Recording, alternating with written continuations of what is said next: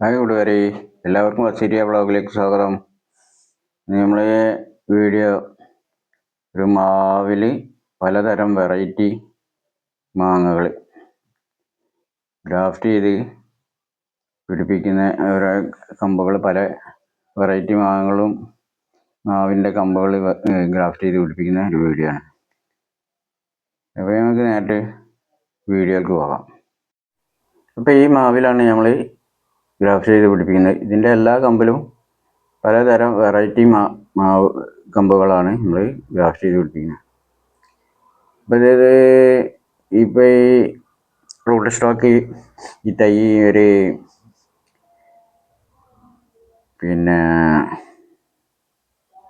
ഇതൊരു കാലാപ്പാടി മാവിൻ്റെ തൈയാണ്. അപ്പോൾ നമുക്ക് അതിൻ്റെ നല്ലൊരു കമ്പ് സെലക്ട് ചെയ്തിട്ട് അതിൽ ഗ്രാഫ്റ്റ് ചെയ്യുക. ഈ കമ്പ് സെൻട്രലിലൊരു കമ്പാണ് ഞാൻ സെലക്ട് ചെയ്ത് അതിലാണ് ഗ്രാഫ്റ്റ് ചെയ്യുന്നത്. അതിൻ്റെ ഗ്രാഫ്റ്റ് ചെയ്യാനുള്ള ഷയോണ് നമ്മൾ എടുത്ത് വെച്ചിട്ടുണ്ട്. ആ ഷയോണ് അതിൻ്റെ കട്ട് ചെയ്ത ഭാഗത്ത് നിന്ന് ചെറിയ ചതവ് വന്നിട്ടുണ്ട്. അതൊക്കെ ഒന്ന് ബ്ലേഡ് കൊണ്ട് ക്ലിയർ ആക്കി ചെത്തിയെടുക്കുക. ഇതാണ് ഷയോണ്.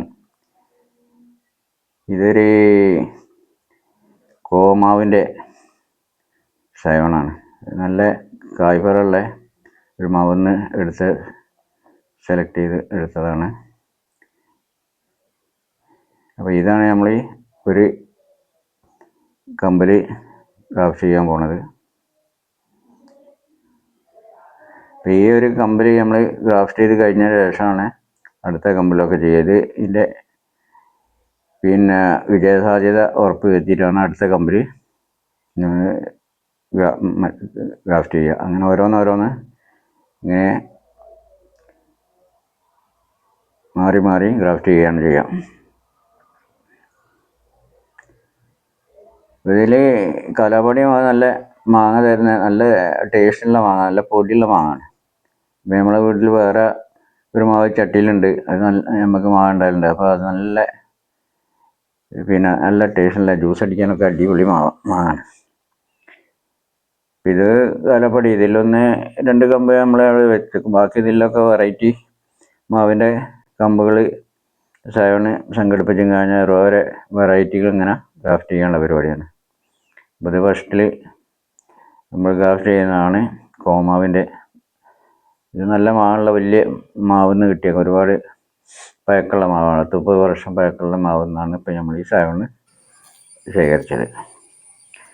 അപ്പോൾ അതിൽ നമ്മൾ കട്ട് ചെയ്ത സ്ഥലത്ത് നമ്മൾ ചെറുതായിട്ടൊരു കീറൽ നടുവെ കീറുക ബ്ലേഡ് കൊണ്ട്. ബ്ലേഡ് ആയാലും കത്തി ആയാലും കുഴപ്പമില്ല. കത്തിയാണെങ്കിൽ നല്ല ഷാർപ്പായിട്ടുള്ള കത്തി, നല്ല വഡിങ്ങിനായിട്ട് ഉപയോഗിക്കുന്ന കത്തിയാണല്ലോ. ബ്ലേഡ് ആയപ്പോൾ പ്രശ്നമില്ല. ഒരു ഗ്രാഫ്റ്റിങ്ങിന് മാത്രം ഉപയോഗിച്ചിങ്ങനെ ഒഴിവാക്കണം.